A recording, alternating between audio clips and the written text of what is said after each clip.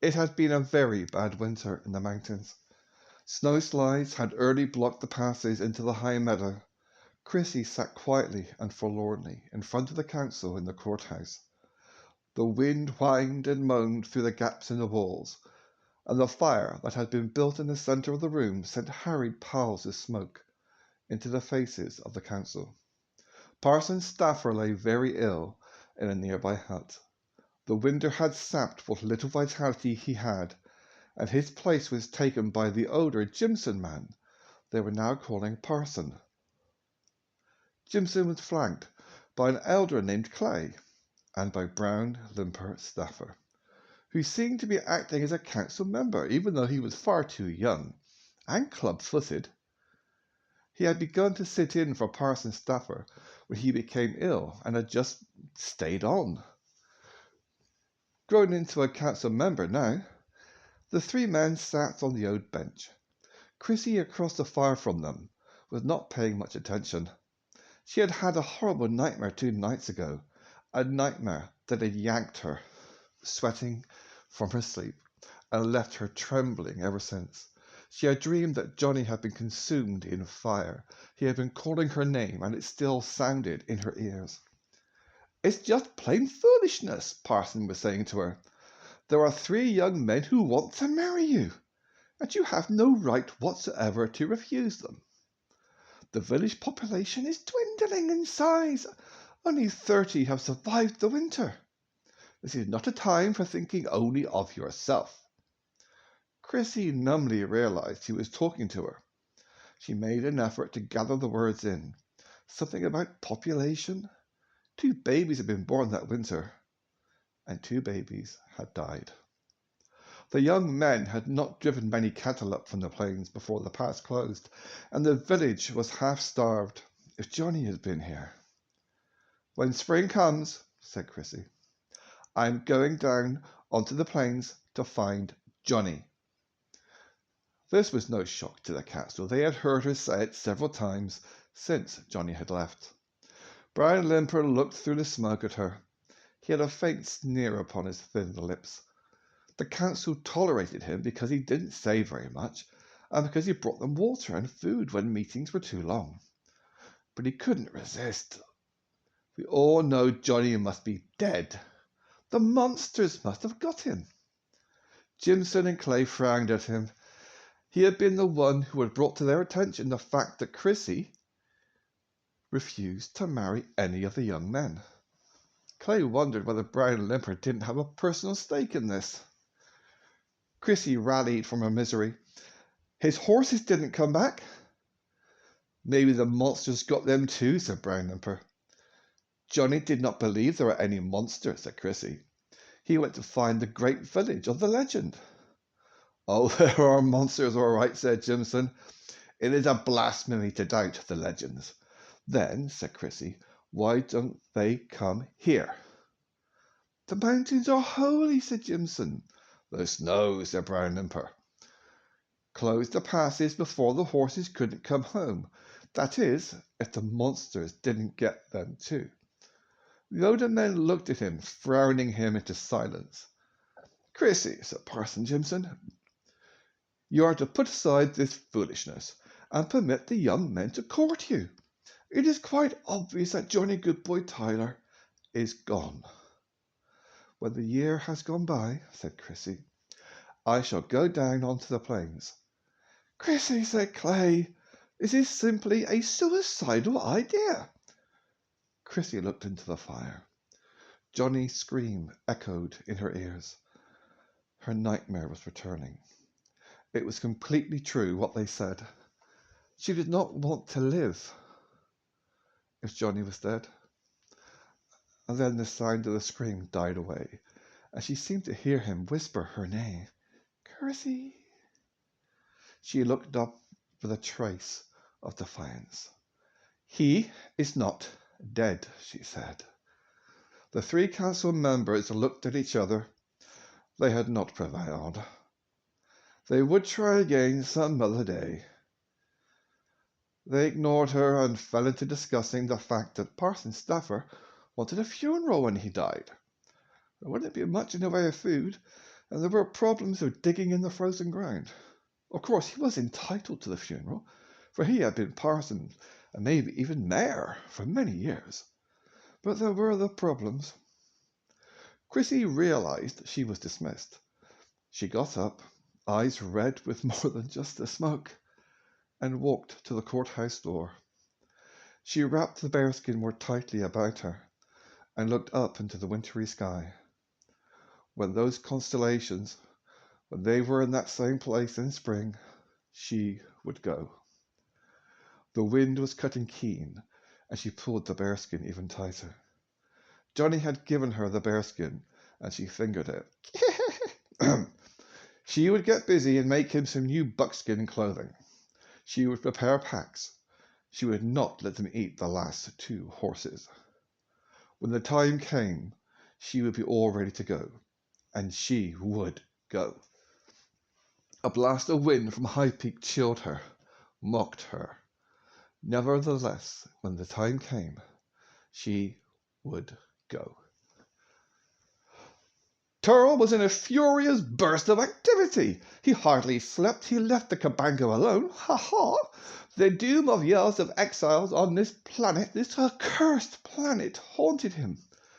Each time he slowed his pace, he collided with the horrible thought, and it jabbed him into greater efforts. Leverage!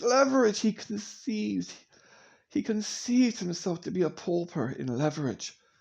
He had a few things on employees here and there, but they were minor things, peccadilloes.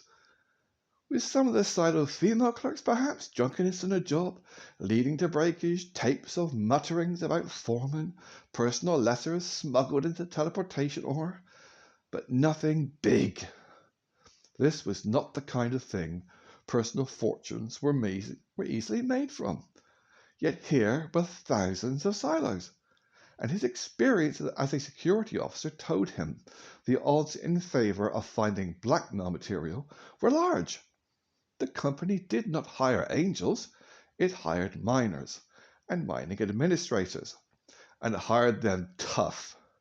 In some cases, particularly on a planet like this one, no favored spot, the company even winked at taking on ex-criminals. It was a criticism of himself, no less, that he could not get more blackmail than he already had. This nymph, now there was one. He had potential leverage on nymph, but Turl did not know what it was. He knew it had something to do with his nephew, Knipe, in Home Office accounting. But Turl could not dig out what it really was, and so he dared not push it. The risk lay in pretending to be wise to it, and then, by some slip, revealing he didn't have the data. The leverage would go up in smoke, for nymph would know Turl had nothing. So he had to use it so sparingly that it was almost of no use at all. Blast it! As the days and weeks of winter wore on, a new factor arose. His requests for information from Home Office planets were not being answered. Only that one scrap about Knipe. That was all. It was a trifle frightening. No answers. He could send green flash urgents until he wore out his pen, and there wasn't even an acknowledgement. He had even become sly and reported the discovery of a non-existent hoard of arms. Actually, it was just a couple of old muzzle-loading bronze cannons some workmen had dug up in a mine site on the overseas continent. But Turl had worded the report in such a way that it might be alarming, although it could be retracted with no damage to himself. A routine, essential report. And no acknowledgement had come back. None. He had investigated furiously to see whether department reports got light treatment. They didn't. He had considered the possibility that Nymph was removing reports from a teleportation box. Nymph wasn't. Home Office knew he existed, that was for sure. They had confirmed the additional 10-year duty stretch, had noted Nymph's commendations affirmative, and had added the clause of company optional extension. So they knew he was alive, and there could not be any possibility of action being taken against him, or he would have intercepted too many big words, or he would have intercepted interrogatories about himself. There had been none. So without any hope of Home Office cooperation, it was obviously up to Turl. He had to dig himself out. The ancient security maxim was ever present in his mind. Where a situation is needed but doesn't exist, make one. His pockets bulged with button cameras, and his skill when hiding them was expert. Every picto recorder he could lay his paws on lined the shelves of his office, and he kept his door locked. Just now he was glued to a scope, observing the garage interior. He was waiting for Zit to go to lunch. In his belt, Turl had the duplicate keys to the garage. Open beside him was a book of company regulations relating to the conduct of personnel, Security Volume 989, and it was open to Article 34A-1V, Uniform Code of Penalties. The article said, wherein and whereas theft viciously affects profits, and there followed 5 pages of company theft penalties, and whereas and wherefore company personnel also have rights to their monies, bonuses, and possessions. And there followed 1 page of different aspects of it. The theft of personal monies from the quarters of employees by employees when duly evidence shall carry the penalty of vaporization. That was the key to Turl's present operation. It didn't say theft went on record. It didn't say a word about when it happened, as related to when it could be punished. The key terms were when duly evidenced and vaporization. There was no judicial vaporization chamber on this planet, but that was no barrier. A blast gun could vaporize anyone with great thoroughness. There were 2 other clauses in the book. These were important. All company executives of whatever grade shall uphold these regulations, and the enforcement of all such regulations shall be vested in the security officers and their assistants, deputies, and personnel. The earlier one included Numph. He could not even squeak. The latter one meant Turl, the sole and only security officer or deputy or assistant or personnel on this planet. Turl had spot-watched Zit for a couple of days now, and he knew where he kept his dirty work coats and caps. Aha, Zit was leaving. Turl waited to make sure the transport chief did not come back because he had forgotten something. Good, he was gone.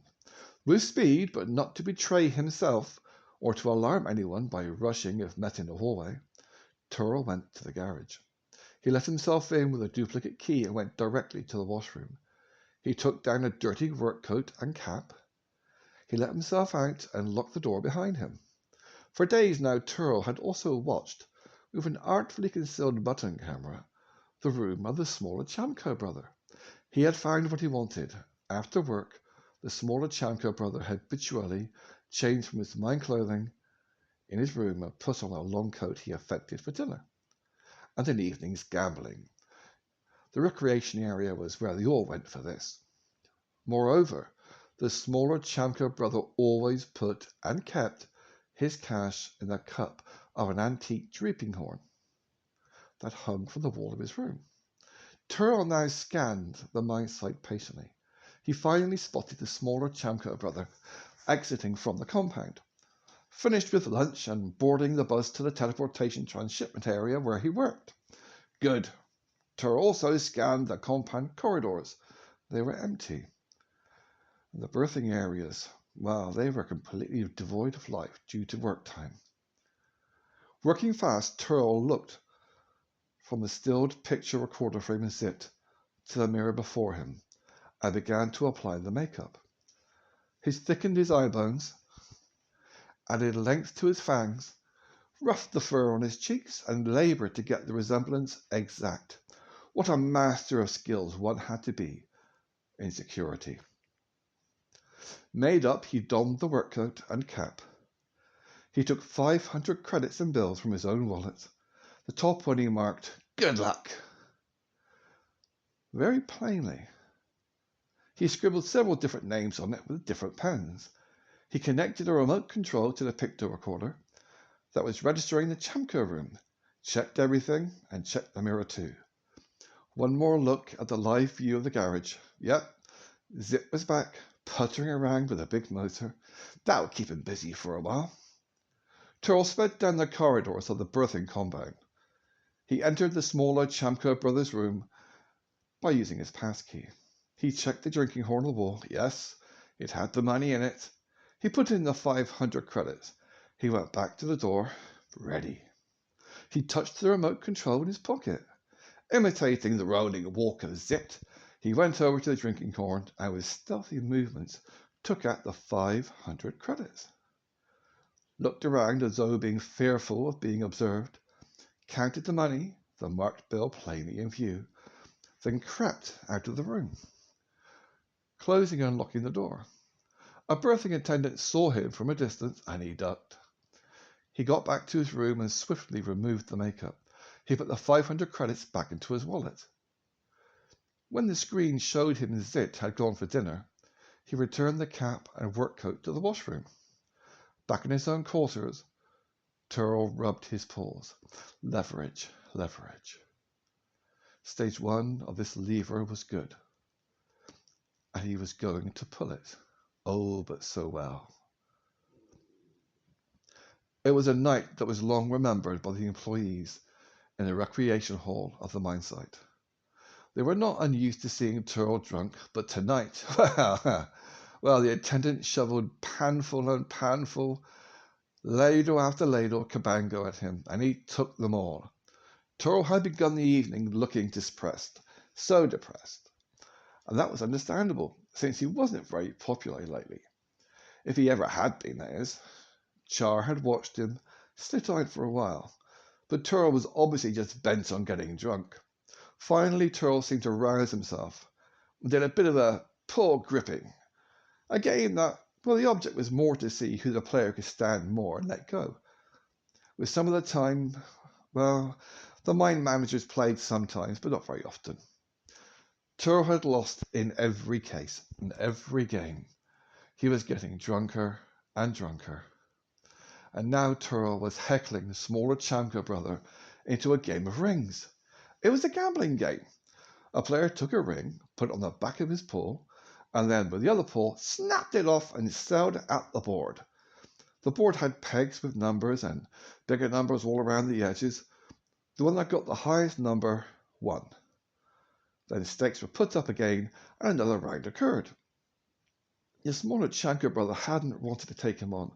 Turl was unusually very good at rings. Then his drunken condition became so alluring, and the Chamco let himself be persuaded. They started by putting up 10 credit bets. Steep enough for the recreation hall. Chamco got a 90. Turl got a 16. Turl insisted upon raising the bets, and the Chamco couldn't refuse, of course. The ring shot by the smaller Chamco brother sizzled through the atmosphere and clanged over a 4 peg. Oh, the Chamco groaned. Anything could beat that. And lately he had been saving his money. When he got home, just a few months from now, he was going to buy a wife. And this bet had been 30 credits. Turl went through the motions and contortions, and he put the ring on the back of his paw, sighted across it, and then with the other paw, sent it like a ray blast at the board. A 3! Turl had lost. As the winner, the smaller Chamco brother couldn't quit, and Turl had taken another panic at bango, leering around the interested gallery and upped the bets. The onlookers placed some side bets of their own. Turl was reeling drunk. He did have a reputation with this game, which made the odds lower, but he was so obviously drunk that he even faced the wrong direction and had to be turned in the right one. The smaller Chamco brother got a 50. Turl got a 2. Oh, no, you don't quit now, said Turl. The winner can't quit.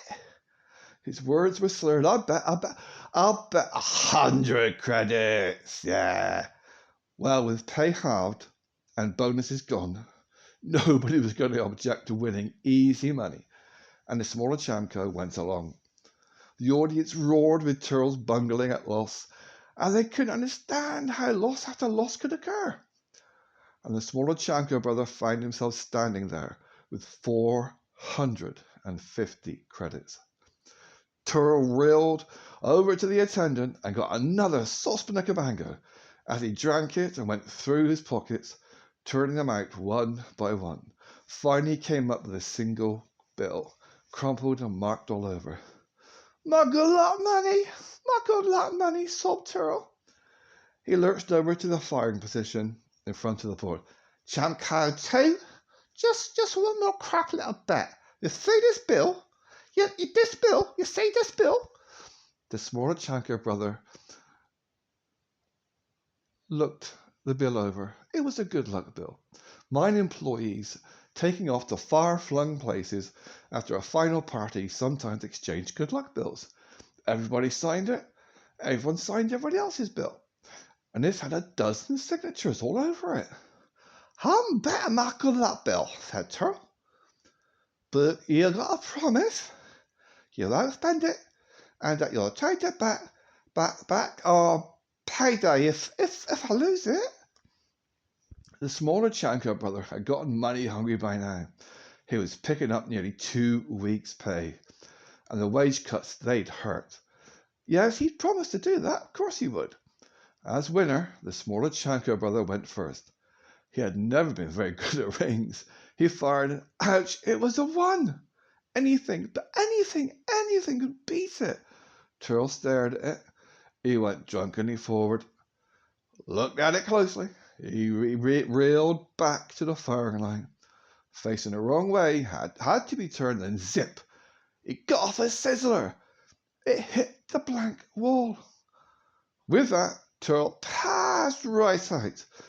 The attendant, helped by the Chankos and Charles and a couple of others, got Turl on a banqueting serving trolley.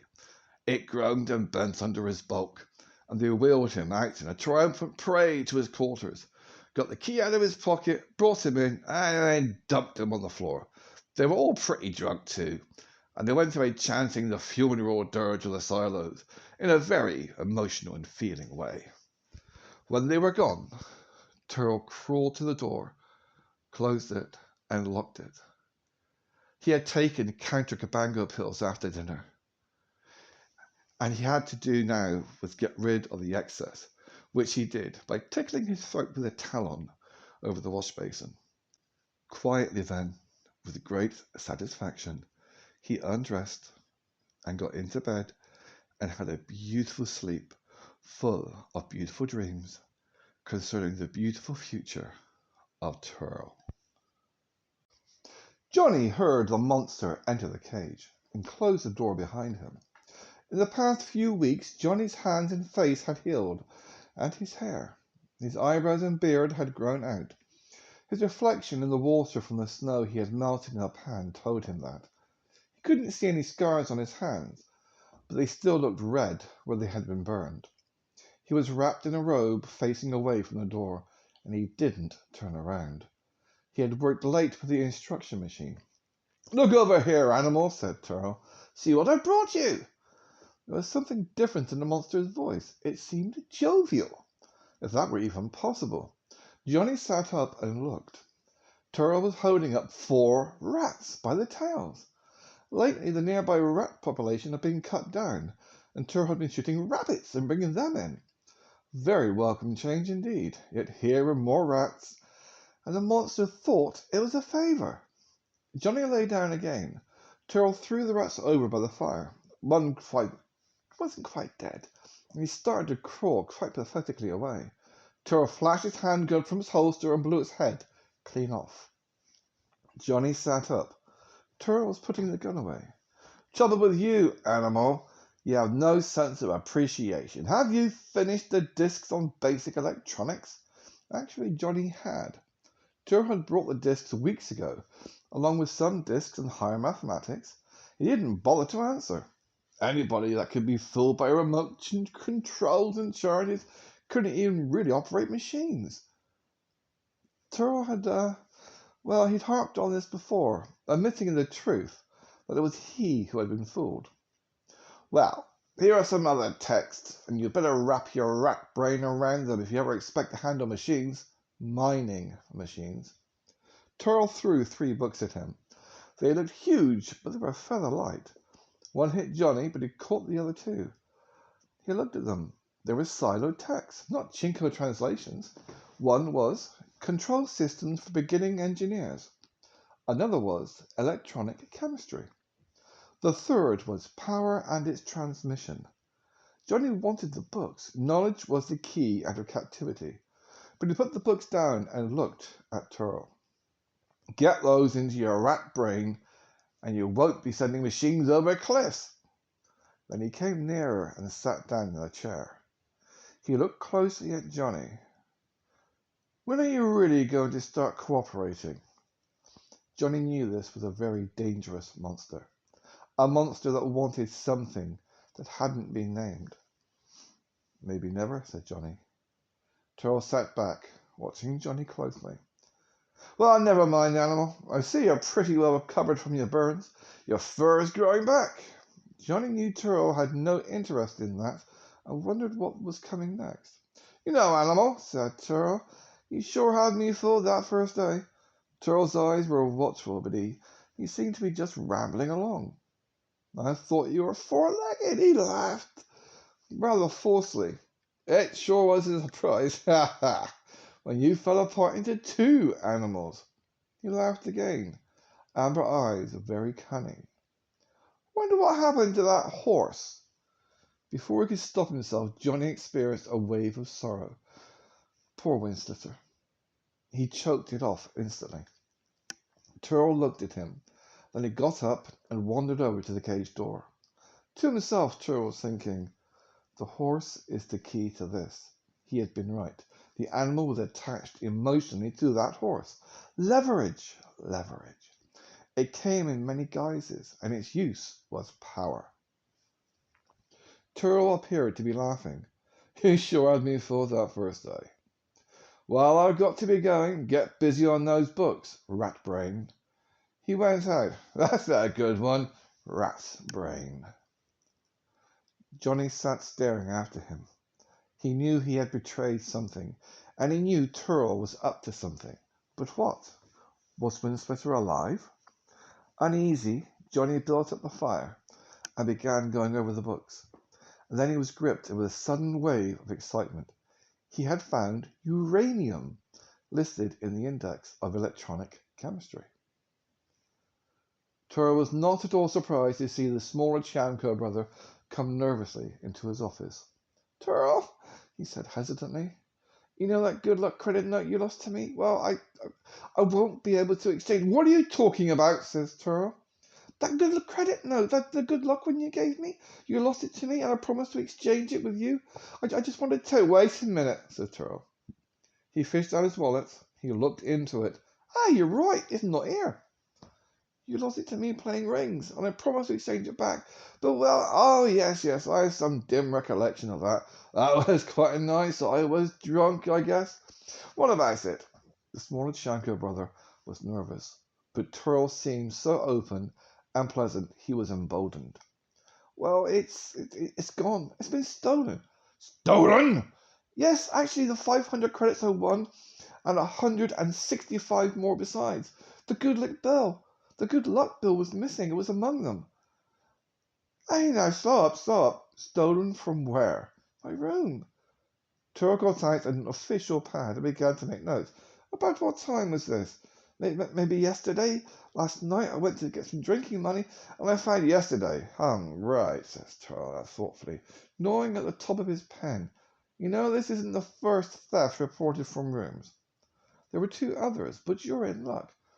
How so? Well, you realize, of course, that I am responsible for security. Turl made an elaborate demonstration of searching through piles and piles of junk upon his backbench. He turned to the smaller Chanko brother. I shouldn't let you in on this. He looked thoughtful, then he seemed to make a sudden decision. I can trust you to keep this secret. Absolutely, said the smaller Chanko brother. Old Numph, he worries all the time about mutinies. He should after that pay cut. Well, you understand. I wouldn't do this on my own initiative, but, well, it just so happens that your room was under surveillance yesterday, along with several other rooms, of course. This did not come as much of a shock to Lachanko.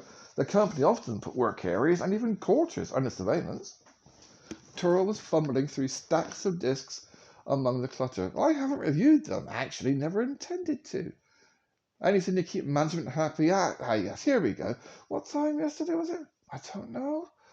Tyrrell put the disc on the player and turned on the screen. You're just lucky. I should say so. We'll just go through this disc. It was on for, 2-3 days? I'll give it a fast forward. Wait, said the smaller Shanko brother. Something flashed by. Tyrrell obligingly reversed it. Probably just you going in and out. I never review these things. It takes so long and there's so much to do. Company regulations. Wait. Look at that. What, here? Here? Yes. Who's that? Tyrrell brightened up the screen. That's it, cried Shanko. Look what he's doing. Searching your room. Ha! He found it. Crap. Look at that. There's your bill. Incredible, said Tyrrell. You sure are lucky there was a mutiny scare going on. Where are you going? The Chamko made an angry dive at the door. I'm going down there to beat the crap out of that Lola. No, said Tyrrell. That won't get your money back. And it wouldn't either, for the money was nestling in a wad under Tyrrell's front belt. He had taken it from the room soon after the Chamko had hidden it. This was become an official matter because it was detected on an official disc during an official surveillance. Tyrrell opened the Book of Regulations, volume 989, to Article 34A.4. He turned several pages and then spun the book about and showed the Chapco where it said, theft of personal monies from the quarters of employees by employees, and then, when duly evidenced, and vaporization. The smaller Chamco read it. He was surprised. Didn't know, is that stiff? Well, it is, and this is official. So don't go rushing off and take the law into your own hands. Tyrrell took out a blast rifle from the rack and handed it to the smaller Chamco. You know how to use this? It's fully charged. You are now a deputy. The smaller Chamco was impressed. He stood there fumbling with the catches and made sure the safety was on. You mean I can kill him? We'll see. This is official. Tyrrell picked up the disc and a smaller portable screen and the Book of Regulations, then looked around to see whether he had everything. Come along, stay behind me and say nothing. They went to the quarters and found an attendant. Yes, the attendant had seen Zit coming out of the Chamco's room. Yes, he knew Zit by sight. He didn't recall whether it was the 13th or the 14th of the month, but he'd seen him. He was cautioned to say nothing, for it was an official, and it had to do with mutiny surveillance. And the attendant obligingly signed the witness report, vowing to himself to be sure to keep quiet. He didn't much care for executives anyway. And so it was that Tyrrell, followed by the smaller Chiamco brother with a blast rifle in ready position, came to the maintenance area of the garage. Tyrrell snapped a small button camera on the wall and pushed its remote. Zit looked up. He had a heavy wrench in his paw. He looked to the blast rifle, and the set faces. Fear stirred within him. Put down that wrench, said Tyrrell. Turn around and hold on to that chain lift rail with both paws. Zit threw the wrench. It missed. Tyrrell's paws batted him across 3 dollies. The Chamco danced around, trying to get in a shot. Tyrrell put his boot on Zit's neck. He waved the Chamco back. His body obscuring the Chamco's view, Tyrrell knelt down, and with a rapid sleight of paw, extracted-ish the wad of bills from Zit's rear pocket. Tyrrell handed them to the Chamco. Are these your bills? Zit had rolled over and was staring up at them from the greasy floor. The Chamco counted 650 credits, and here's your good luck bill. He was ecstatic. Tyrrell said, You're witness to the fact that they were in his back pocket. Absolutely. Show that bill to the camera on the wall, said Tyrrell. What is this? Said Zit. Back up and keep that blast rifle ready. Then talking to himself, he made sure he kept out of the line of fire between him and Zit. He laid the things he had carried on the bench. He opened the book of regulations and pointed it out to Zit. Zit angrily read it aloud. He faltered toward the end and turned to Turo. Vaporise. I didn't know that. Ignorance is no excuse. But few employees know all the regulations. That you didn't know what it meant is probably why you did it. Did what? Cried Zit. Turo turned on the disc and Zit looked at it. He saw, incredulous, confused, he saw himself stealing the money. Before Zit could recover, Turo showed him the attendant's signed document. Do I vaporise him now? Begged Chamco, waving the rifle about and fumbling off the safety catch. Turo waved a conciliatory paw. Chamco, we know you have the right, no, the actual duty to carry out the execution. He looked towards Zit, who was standing there, stunned. Zit, you're not going to do this sort of thing again, are you? Zit was shaking his head, not in answer, but in dumbfounded confusion. Turo turned back to the Chamco. You see? Now listen, Chamco, I can understand completely. But this was a first-time mistake visit. You've got your money back. And by the way, we'll exchange that bill now. I need it for the evidence pile. The Chamco took the note Turo offered and handed him the good luck bill. Turo held the bill up to the wall camera that was running by remote, then laid the bill down upon the statement. You see, Chamco, I can keep this file open, but in a safe place where it can be found if anything happens to either of us. It can be activated at any time and would be activated if further offences occurred. A voice took on a pleading tone. Zit has been a valuable fellow in the past. As a favour to me, lay aside your revenge and let it lie. Chamco was thoughtful, his bloodlust cooling. Turo glanced at Zit and saw no attack signals. He put out his paw to the Chamco. Give me the rifle. The Chamco did, and Turo put on the safety slide. Thank you, said Turo. The company is indebted to you. You can go back to work now. The Chamco smiled. This Turo was sure a fair and efficient silo. I sure appreciate you getting my money back, said the Chamco, and he left to go back to work. Turo turned off the camera he had put on the wall and restored it into his pocket. Then he picked up the things on the bench and made them into a nice, neat package.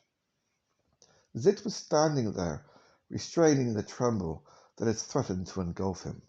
The aura of death had gripped him all too nearly. Stark terror flared in his eyes as he looked at Turo. He was not seeing Turo. He was seeing the most diabolically evil devil ever drawn in the mythology of the silos. All right, said Turo. Zit sank slowly down to a bench. Turo waited for a bit, but Zit didn't move. Now to business, says Turo. I want certain things assigned to my department. A Mark III ground car, executive. 2 battle planes, unlimited range. 3 personnel freighters, and fuel and ammunition, bullet go bang bang, without inventory, and a few other things. In fact, I just happen to have the requisitions right here, all for you to sign. Oh yes, there are some blank ones too. Is that all right? Zit did not even resist the pen as it was pushed between his claws. The thick sheaf of requisitions was slipped onto his knee. Lifelessly, he began to sign each one. That night, a very cheerful Turo, who said he felt lucky even though a bit drunk, won all 650 credits back from the smaller Chamco brother in a very narrowly contested game of rings. Turo even bought Camango for the whole crowd out of his winnings, just as a good night gesture. They cheered him when he happily rumbled off to a well-earned sleep. He dreamed beautiful dreams, wherein leverage made him wealthy, crowned him king, and got him far, far away from this accursed planet. Johnny laid down his book and stood. He stretched. There was more than a smell of spring in the air. The snow had run off and only lingered in a few shady places. The air was crystal. The sky was a beautiful blue. There was a surging tension within his limbs and muscles. It was one thing to be cooped up in winter. It was quite another to sit in a cage in spring. He saw what had distracted him a few moments before. Turo drove up to the cage gate in a long, sleekly gleaming black tank. It purred quietly, hiding awesome power behind its gun muzzles and slitted ports. Turo bounded out of the ground, shook as his motion brought him closer. He was very jovial. "Get your clothes on, animal. We're going for a drive." Johnny was dressed in buckskin. No, said Turo. "Clothing, not hide. You'll stink up my new ground car. How'd you like it? I'll push on pussy with this one." Johnny was suddenly alert. Turo asking for opinion or admiration was not the Turo he knew. "I'm dressed," said Johnny. Turo was unhooking the leash from the cage. "Oh, well, what's the difference? I can stand it if you can stand it. Get your air mask. You'll be inside and be damned if I'm going to drive around in one. Bring your clubs, too." Now Johnny was alert. He put on a belt, a pouch, flints, and the bits of glass for cutting. He put the thumb of the kill club over his wrist. Turo checked the air bottles and playfully snapped the elastic of Johnny's mask as he put it on. "Now get in, animal. Get in. Some ground car in it." Indeed it was, thought Johnny, as a gunner's seat engulfed him, blazing purple fabric, gleaming instrument panel, and shining control buttons. "I checked you all out for a month," said Turo, laughing at his own joke as he climbed in. "You know what I'm referring to, rat brain. No over the cliff on fire today." He hit a button and the doors closed and sealed. He turned on the breathe gas levers and the atmosphere changed in a blink. "Crap, you're stupid." He laughed some more. The ground car went hurtling toward the open, 4 feet above the earth, accelerated 200 miles per hour in a breath, almost breaking Johnny's spine. Turo unsnapped his face mask and threw it aside. "You see these doors? Don't ever hit a latch or try to open one when I'm not wearing a mask, animal. This thing would wreck with no driver." Johnny looked at the latches and the buttons and noted the information carefully. "What a good idea." "Where are we going?" he asked. "Oh, just a drive. Seeing the sights." Johnny doubted that. He was watching every control action Turo was making. He could identify most of the levers and buttons already. They sped north, and then in a long curve headed south of west. Despite the blur of speed, Johnny could see they were following some ancient grass-overgrown highway. By the sun he marked their course. Through the heavily plated gunner's slits he could see a mass of ancient buildings in a field. A high mountain lay beyond. A range lay to the west. The ground car slowed and drew up at a distance from the largest building. Johnny looked at the desolate scene of ruin. Turo reached into the ground car and he opened the bar. He drew himself a small pan of Kabanga. He drank it off and smacked his mouth buns and belched. Then he put on his face mask and hit the door button. "Well, get out. Get out and see the sights." Johnny shut off his air, removed his mask. Johnny flipped the leash to give it length and Johnny got out. He looked around. In a nearby field, there were some mounds of what had once been machines, maybe. The structures before him were impressive. Near where they stood was a sort of trench, long overgrown and curving. The grass was tall and the wind from the mountains moaned lonesomely. "What was this place?" said Johnny. Turo stood up with his elbow braced against the top of the car, indolently speaking. Very casually, he said, "Animal, you are looking at the primary defense base of this entire planet during the last days of man." "Yes?" prompted Johnny. Turo reached into the car and brought out a Chinko guidebook and threw it at him. A page was marked. It said, "A short distance from the mine site lies an impressive military ruin. 13 days after the silo attack, a handful of men stood off a silo tank for over 3 hours using primitive weapons. It was the last resistance that was overcome by the silos. That's all it said. Johnny looked around. Turl pointed at the curved trench. It happened right here, he said, with a sweep of his paw. Look. He does have more leash. Johnny crept over to the trench. It was hard to see where it began and where it ended. It had some stones in front of it. The grass was very tall, moving, swaying in the wind. Look good, said Turl. Johnny moved down into the trench, and then he saw it. Although a great time had passed, there were some scraps of metal that had maybe once been guns. There were scraps of uniforms, mainly buried, hardly more than impressions. Suddenly he was gripped by the vision of desperate men, fighting valiantly, hopelessly. He glanced across the field before the trench and could almost see the silent tank coming on, withdrawing, coming on, battering them at last unto death. Johnny's heart rose, swelled within his chest. Blood hammered in his ears. Turl leaned indolently against the car. Seen enough? Why have you shown me this? Turl barked a laugh behind his mask. So you won't get any ideas, animal. This was the #1 defense base of the planet. And just one measly little silo tank knocked it to bits in a wink. You got that? That wasn't what Johnny had gotten. Turl, who couldn't read English, had not read the still plain letters upon the building. Those letters said, United States Air Force Academy. Well, put your mask on and get in. We have other things to do today. Johnny got in. It had not been the primary defense base. It had just been a school. And that handful of men had been schoolboys, cadets. And they'd had the guts to stand off a silo tank, outgunned, hopeless, for 3 whole hours. As he moved off, Johnny looked back at the trench. His people, men. He found it hard to breathe. They had not died tamely. They had fought. Turl drove straight north, following the overgrown bed of an old highway.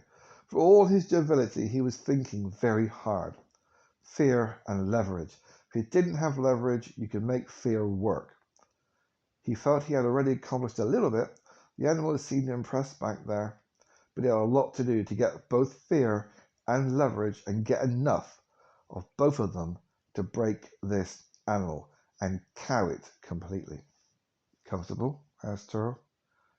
Johnny snapped out of his daydream and became instantly alert. This was not the Turl he knew.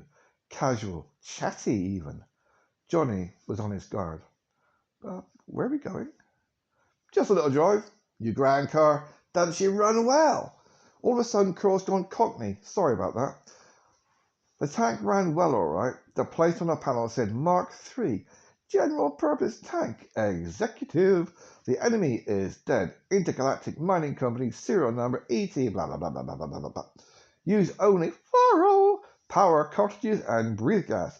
Faro with breath and power of life. Is Faro part of Intergalactic? Said Johnny. Turl took his eyes off driving for a moment and looked suspiciously at Johnny. Then he shrugged. Don't bother your little rat bane about the size of Intergalactic, animal. It's a monopoly, and it stretches across every galaxy. It's a size and scope you couldn't grasp if you had 1,000 rat brains. It all runs from home planet, doesn't it? Why not? Is there wrong with that? No, said Johnny. No, it just seems an awfully big company to be run from one planet. That isn't all Silo runs, said Turl. There are dozens of companies the size of Intergalactic, and Silo runs them all. Must be a big planet.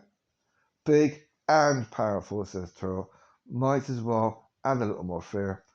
Silo can and has crushed every opposition that has ever stood in her path.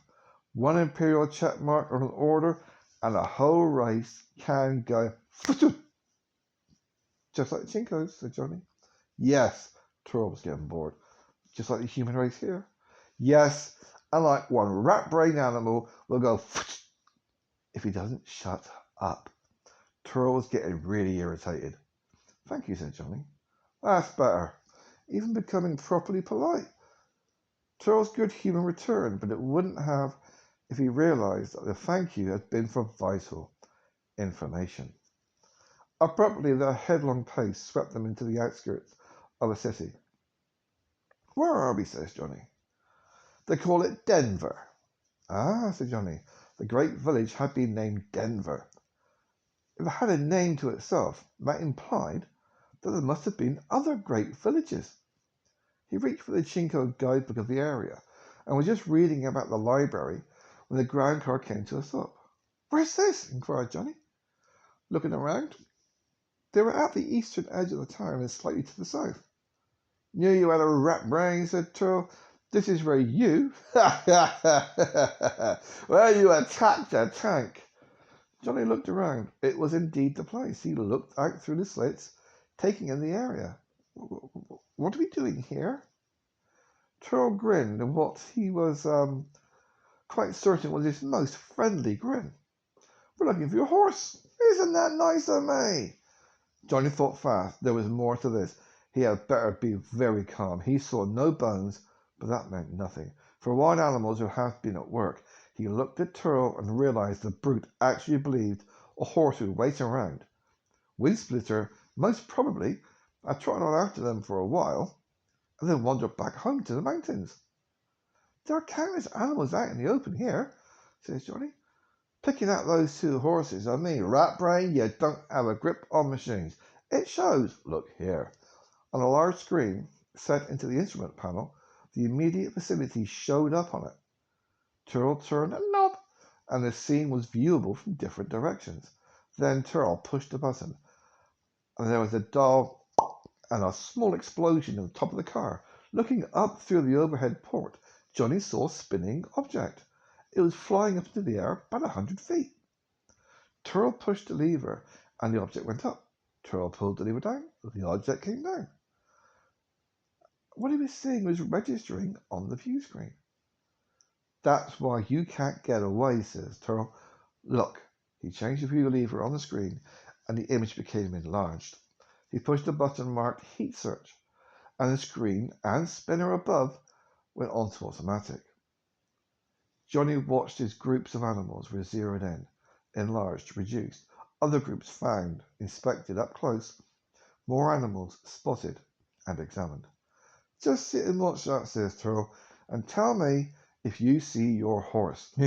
Security Chief of the Year, Security Chief of Earth, running a lost and found department for an animal, owned by an animal. But there were cattle and cattle and cattle. There were wolves, small ones from the nearby mountains, and huge ones down from the north. There were coyotes. There was even a rattler, but there were no horses at all. "Well," says Turl, "we'll just drive along to the south. You keep your eyes open, animal, and you'll get your horses back." They drove at a leisurely pace. Johnny watched the scope. Time went by. Time is a master. Still no horses. None at all. Turl began to get irritated. Leverage, his luck was out today. No horses, says Johnny, and he knew very well. If he'd seen Windsplitter, he sure as hell wouldn't have told him. Turl finally looked at the scope. Ahead of them was a small hill, rocky on top, with a lot of trees distributed around it, and darkness in among the trees. There was cattle, some with rather big horns, just like the north, in the open. What the hell? There were cattle, some with rather big horns, just to the north of it, out in the open. Bloody grammar! Fair, then, though day wouldn't be wasted. He swerved the car into the trees and stopped. "Get out," said Turl. He put on his breathe mask and hit the door buttons. He threw the leash out and reached into the huge compartment under the seat and drew out a blast rifle, along with a bag of grenades. Johnny stood in the open and took off his mask. He switched tanks before he put it on the seat. It had been a very long drive. Turl took a position at the edge of the trees, the rocks behind him, the open plain in front. "Come here, animal." The leash was trailing. Johnny walked over to Turl. He wasn't going to give the monster a chance to run him down. "I'm going to give you a little exhibition," says Turl. "I was top shot in my school." You ever notice how neat the rat heads were blown off? Some of them were 50 paces away. You're not listening to me, animal. No, Johnny was not listening. He had caught a whiff of something, and he was looking around. He saw the rocks behind them. There was an opening in the... Is that a cave? There was that smell again, that whiff in the air. Tor reached down and jerked the leash, almost snapping Johnny off his feet. Johnny got up from his knees and looked down again toward the cave. He gripped the kill club in his fist. With an expert motion, Toro snapped a grenade onto the end of his blast rifle. Watch this. There was a half dozen cattle about 80 paces on the plains. 2 of them were heavily horned bulls, old and tough. The other 4 were cows. Toro lifted the blast rifle muzzle high and fired. The grenade soared in a long arc over the top of the cattle and landed well beyond them. It exploded in a bright green flash. One cow went down, hit by a fragment. The others leaped and began to run. They ran away from the sound and straight toward Toro. Toro leveled the blast rifle. Those hooves are moving, he said, so you won't think it's an accident. The bulls were coming on in a headlong rush, the cows behind. The ground shook. The distance was closing quickly. Toro began to fire in quick, single shots. He broke the legs of the following cows. He tumbled to the earth, bawling. He broke the right front leg of the furthest bull. The other was almost upon them. One final shot, and Toro broke the right front leg of the nearest bull. It skidded into a crumpled heap, mere feet in front of them. The air was shattering with the bawls of pain from the cattle. Toro grinned, and he looked at them. Johnny looked back at him in horror. That grin behind the faceplate was pure joy. Johnny felt revulsion for the monster. Toro was, Johnny suddenly realized, there was no word for cruel in his Silo language. He turned toward the cattle. Walking out in front with his kill club, he put them out of their agony. He heard a new sound, a rustling rumble. Johnny whirled, coming away from the cave. Awakened and angered by all the racket charging straight at Toro's back was the biggest grizzly bear Toro had ever seen. And Johnny stood there. Behind you, he yelled, but his voice was drowned in the bawling of the cattle. Toro just stood there, grinning. A moment later, the bear roared. Toro heard it and started to turn, but he was too late. The grizzly hit him in the back with an impact that sent a shockwave. The blast rifle, driven from Toro's paws, soared into the air toward Johnny. He caught it with his left hand. But Johnny wasn't thinking of the blast rifle as anything more than a club. And he had his own kill club and was striking before the bear could aim his second blow at Toro. The kill club caught the grizzly square in the brain pan. The bear staggered, distracted, and stunned. Johnny sailed in again. The bear struck out with a massive clawed blow. Johnny went down under it. The kill club hit again on the brain pan. The bear reared up and struck at the kill club as it came in again. The thong snapped. Johnny grasped the rifle by the barrel. The grizzly came at him with gaping jaws. The rifle's stock crashed into the bear's teeth. Johnny struck it again on the brain pan. With a dwindling roar, the bear went down. It stayed down. Its limbs twitching and twitched in death. Johnny backed up. Toro was lying on his side, conscious. His mask was in place. His eyes behind the faceplate were wide and staring. Johnny backed up further. Thank God the leash hadn't caught on anything and tripped him during the fight. He snapped the leash to him.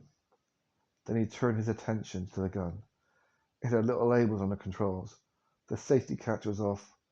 There was a charge under the trigger. It was scratched, but not otherwise damaged. Johnny looked at Toro. Toro looked back, his claws flexing and unflexing, waiting. He was certain the animal would level the gun and kill him. His paw stole down to his belt gun. As Johnny saw the movement toward the belt gun, well, he just ignored it. He turned his back on Toro. He located the sights of the blast rifle and then, with 6 shots, put the crippled cattle out of their misery. Johnny put on the safety catch. He reached into his belt pouch and got out a piece of sharp-edged glass and walked over to the bear and began to skin it. Toro lay there and looked at him. At length he realized he had better check himself out. A pain in his back, a rip in his collar, a bit of green blood on his paw. He tested his back. It was nothing serious. He went over to the car and sat down on a seat with the doors open. He hunched over, still looking at Johnny. "You're not going to carry that hide inside this car," says Turl. Johnny didn't look up from his skinning. "I'll lash it on top." At length Johnny bundled up the hide and went over to the youngest cow. Working deftly with a sharp glass, he took out the tenderloin and the tongue, cut a haunch, and then wrapped them in the bear hide. Johnny took some thongs from his pouch and lashed the hide with its meat to a gun mount on top of the car. Then he handed the blast rifle to Turl. "The safety is on," he said. He was cleaning himself up with his handful of grass to remove all the blood. Turl looked at him. Fear? Fear be damned. This animal had no fear in him. Leverage. It has to be leverage, and he would need lots of it. "Get in," said Turl. "It's getting late." The following day, Turl was again a blur of activity. He was getting ready for another interview with Nymph. He rushed about doing mutiny interviews, recording each one on a type of tape that could be easily cut and spliced. It was a very artful task requiring the greatest of care. He approached numbers of employees on the job, inside the compound and out. The interviews went very smoothly and rapidly. Turl would ask, "What company regulations do you know concerning mutiny?" The employees sometimes started, always suspicious, would quote what they knew, or thought they knew about concerning mutiny. The security chief would then request, "In your own words, tell me your opinion of mutiny." The employees would then, of course, get long-winded, long-whining and reassuring, "Mutiny is a very bad thing. Executives would cause vaporizations, sir, and no one would be safe. I would sure never intend to, or advocate, or take part in any mutiny." The interviews went on throughout the day. Turl rushed about, mask on outside, mask off inside, recording. He always wound up an interview shaking his head and smiling and saying, "It's just routine." And they knew how it was with management being what it was, and that he, Turl, was on the employee's side. But he left a bit of worry in his wake, employees vowing to themselves to have nothing whatsoever to do with any mutiny, pay cut or no pay cut. From time to time, passing through his office, Turl would look at the image of the cage. The bug camera was still performing their guard duty at night. Curiosity and a vague unease made him keep checking. The animal seemed very industrious. It had been up with first light. It had worked and worked, scraping the bear hide clean, taking the old ashes and worked them into it. The hide was now hanging, pinned up on the bars. Then the fire had been built up, and an odd network of branches, kind of a rack, had been made around the fireplace. The beef was cut into long, thin strips and hung on the racks near the fire. Leaves from the chopped up trees kept putting out the fire and creating a great deal of smoke. Then the smoke was winding around the meat. Turl could not quite make out what the animal was doing, but toward the end of the day he thought he knew. The animal was observing some kind of religious ritual, something to do with spring. He had read something about this in the Ochinko guidebooks. They had dances and other silly things. The smoke was supposed to be carrying the spirits of slain animals up to the gods. Yesterday he had certainly slain enough animals. The thought of it made Turl's back twinge. He had never believed any of these earth creatures could actually hurt a silo, but that grizzly bear had shaken his confidence a little bit. It had been an awfully big bear. It weighed almost as much as Turl himself. Probably come sunset, the animal down there in the cage would build up the fire and begin to dance or something. He concluded it wasn't up to anything dangerous, and he just kept on with his headlong interviewing. That night, the recreation hall saw nothing of Turl, and he also forgot to see whether the animal danced. He was too busy with his tapes. Working with an expertise only a trained security chief cherished, Turl was editing tapes, slicing out single words and even phrases and juggling them about. By his readjusting word positions and scraping whole paragraphs, employees began to say things on the rails that were building up that could hang them. A typical answer would become, I intend to advocate mutiny. In any mutiny, it would be safe to vaporize executives. It was painstaking work, and the rails built up. Finally, he had copied them onto new, clean discs. These would show no sign of editing or splicing, and with the east graying, he sat back, finished. Yawning, he puttered around, cleaning up, destroying the originals and the scraps, waiting for breakfast time. He realized he had forgotten to keep an eye on the animal, just in case it had danced naked or something. Turl decided he needed sleep more than breakfast. He laid himself down for a very short nap. His appointment with Nymph was not until after lunch. Later, he was to tell himself that it was because he had missed both breakfast and lunch that he had made the blunder. The interview began well enough.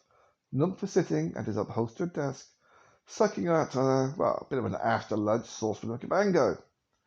He was his usual bumbling self. I have the results of the investigation you requested, said Turl.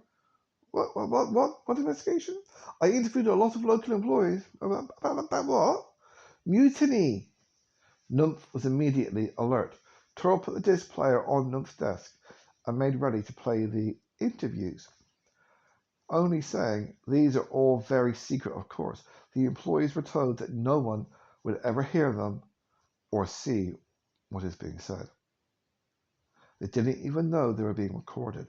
Oh, wise, wise, wise, said Nymph, very wise. He had laid his saucepan aside and was now all attention. Turl let the discs spin, one after another. The effect was everything he had hoped for. Nymph looked grayer and grayer. When the discs were finished, Nymph poured himself a saucepan full of cabango and sucked it down in one whoosh. Then he just sat there. If ever he had seen guilt, Turl decided he was seeing it right now. Nymph's eyes were hunted. Therefore, says Turl, I advise that we keep all this secret. We must not let them know what each other is actually thinking, for it would mislead them to conspire and actually mutiny. Oh, yes, says Nymph. Good, says Turl. I have prepared certain papers and orders about this. He put the sheaf on Nymph's desk. The first one is an order to me to take whatever measures I deem necessary to handle this matter. Oh, yes, says Turl, said Nymph and signed it. The second one is to strip all arsenals of all mine sites and keep all weapons under lock and key. Oh, yes, said Nymph, and he signed it. This next one is to retrieve any battle planes from any other mine sites and localize them under seals, except those I might need. Oh, yes, says Nymph, and he signed it. Turl removed that which had been signed and left Nymph staring at the next one. Well, what's this one? Authority to round up and train man animals or machines. Machine operation, so that company ore shipments can be kept rolling in the event of any deaths of employees or refusals to work. I don't think it's possible, said Nymph. It's only a threat to force the employees back to work. You know, I know, it isn't really feasible. Nymph signed it doubtfully, and only because it said emergency plan, strategic alternative ploy, objective, employee, dissuasion from striking. And then Turl made his blunder. He took the signed authorization and added it to the rest. It permits us to handle forced reduction of employees, he commented. Afterwards, he realized he need not have said a thing. Oh? And I'm sure, said Turl, confirming his blunder, I am very certain your nephew Knipe will heartily approve of it. Approve of what? Reduction of employee numbers? And then Turl saw it. There was a relieved look upon Nymph's face, a knowing look, a look of realization that gave Nymph great satisfaction. Nymph gave Turl an almost amused glance. Relief seemed to soak into him, Confidence took the place of fear. Turo knew he had messed up. He had only a hint of the leverage connected to Nype, and right now he had been guilty of exposing that he knew nothing. He was pretending. Nymph knew that Turo really didn't know, and Turo never had really known what Nymph was up to. A real, true blunder. Well, said Nymph, suddenly Spassy, you just run along now and do your job. I'm sure everything will work out just fine. Turo stepped outside the door and he stopped. What the blast was the leverage? What was the real story behind it? Nymph was no longer afraid. Turo could hear him chuckling. The security chief threw off the black cloud that threatened. He moved off. At least he had the animals and he could carry on. And when he had finished with them, he could just vaporize them. He wished he could vaporize Nymph. Leverage, leverage, leverage. He had none on Nymph. And he had none at all on this animal. Turo would just have to get busy. The transshipment air was a loud clatter of hurtling shapes under the spring sun. A freighter had just roared in, and the ore it spilled was racketing upon the field. The blade machines were nudging about, harrying and hurrying the ore onto the conveyors. The giant buckets clanked and rattled, halting jerkily to spill their contents upon the conveyor belt. Huge fans roared to blast dust off the shipment. A fall of ore flowed onto the transshipment platform. Johnny sat amid the din, chained to the controls of a dust analyzer, sprayed with fan dirt and half-deafened from the clamour. What he was doing was cross-testing the executive loads with the field belt for uranium. The fans beat a fog of ore particles into the air at the point where the progressive steps. It was Johnny's job to throw a lever that sent beams through the whirlwind, check the panel to see whether or not there was any bad stuff coming on, whether it was a purple light or a red light, and throw levers that send the ore for the transshipment, purple, or dumped it to the side and sound an alarm, red. When the red came on, it was urgent to dump. He was not operating independently. He was closely supervised by Kerr, the assistant operations officer at the mine site. Kerr was protected by a domed headgear. Johnny was catching a hurricane of dust and din full in the eyes and face. He did not even have goggles. Kerr walloped him on the shoulder to indicate that his bucketful could be sent on, and Johnny thrust at the levers. Kerr had been carefully chosen by the security chief as the very fellow to instruct the animal in the operation of mine site machinery. And Turo had his reasons. A midget for Silo. Kerr was only 7 feet tall. He was a geyser mouth, as they called it, since he chattered incessantly and never shut up. Nobody bothered to listen to him. He had no friends and tried to make them. He did try. He was quite repugnantly dim-witted, even though he knew his machines well. If these reasons were not enough, Turo had leverage.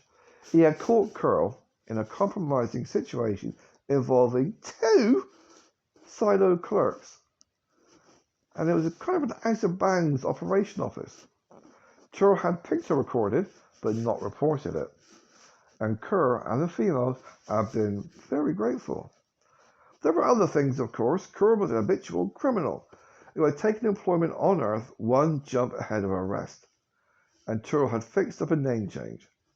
Before the animal idea had occurred to Turo, he had tried to work out something involving Kerr, but it would have been impossible for a Silo to go into those mountains, and he had been forced to abandon taking Kerr into his confidence.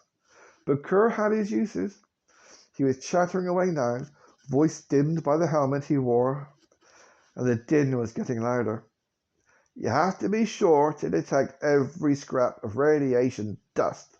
Not one isotope must get through to the platform. What will it cause? Shouted Johnny. There'll be a spark flash on the home planet, like I told you. The teleportation platform there would get disrupted and we'd catch blazes. It's just the dust. You have to make sure there's none in the dust. No uranium. Has it ever happened? Shouted Johnny. Blast no, and it never will. Just dust? Just the dust. What about a solid piece of uranium? You won't detect that. We don't even detect it. We'll never ship it. They got along pretty well. At first, I thought the animal was a peculiar little thing. They seemed friendly, and Kerr didn't have any friends. And the animal asked questions constantly, and Kerr loved to talk.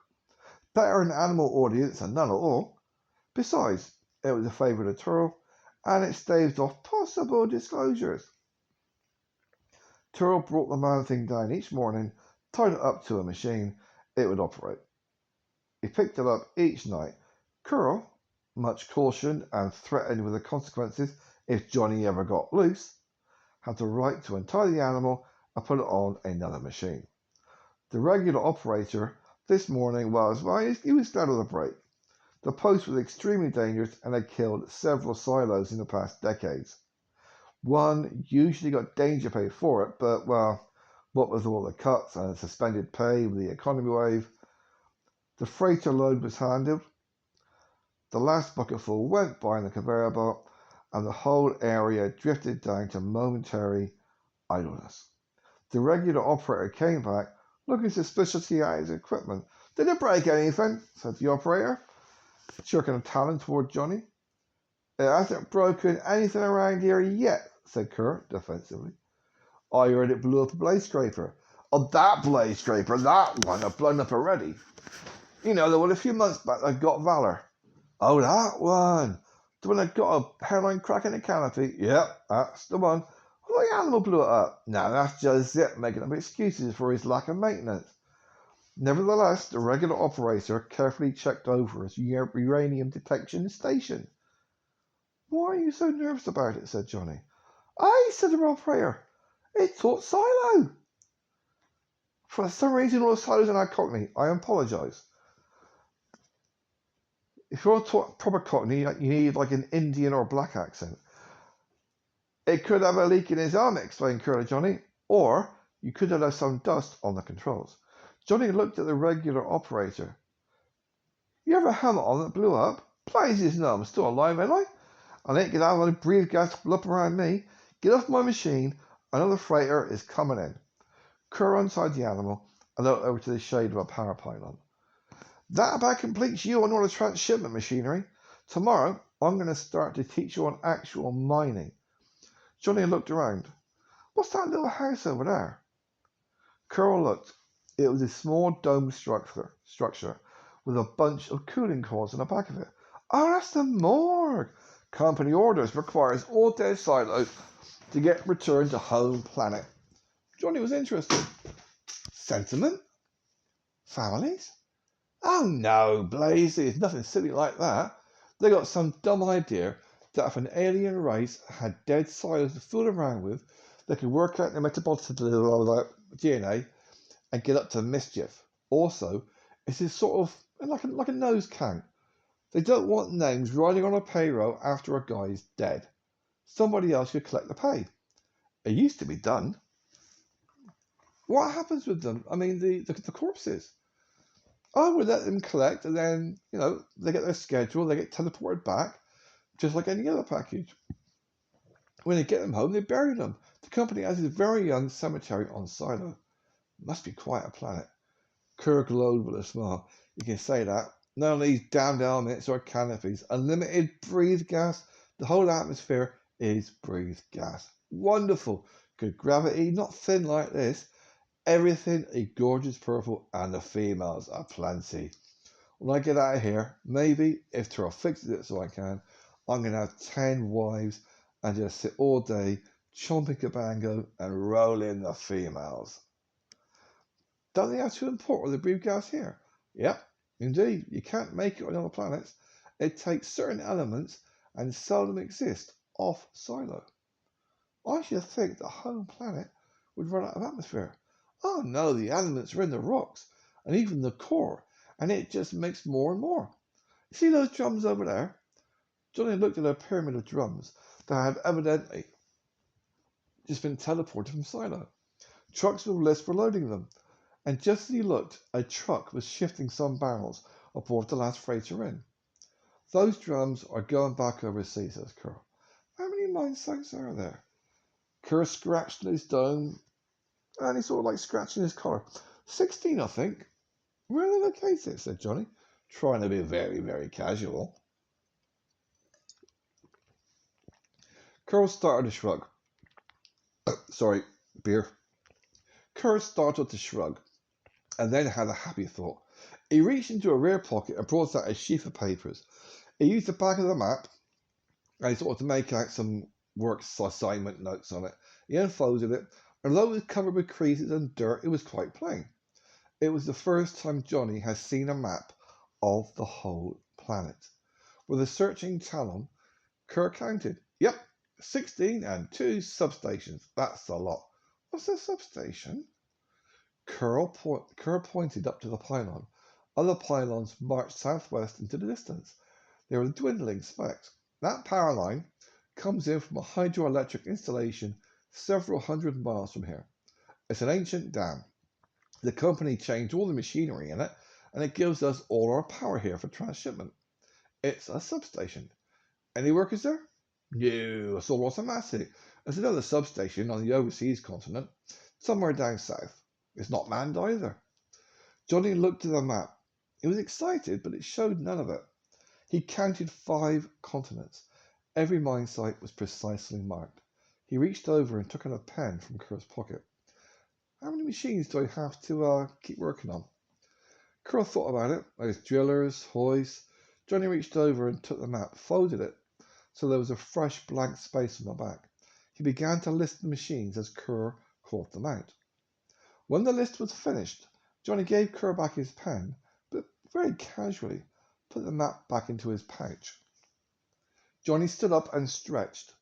He hunkered back down and said, Tell me some more about Silo. Sure must be an interesting place. The assistant operations officer he just chattered on. Johnny listened intently. The data was a valuable flood, and the map in his pocket crackled comfortably. When just one man was taking on the whole empire of the silos in the forlorn hope of freeing his people, every scrap of information had value beyond price. The engulfing roar of company operations thundered on around them, showing its enormous power.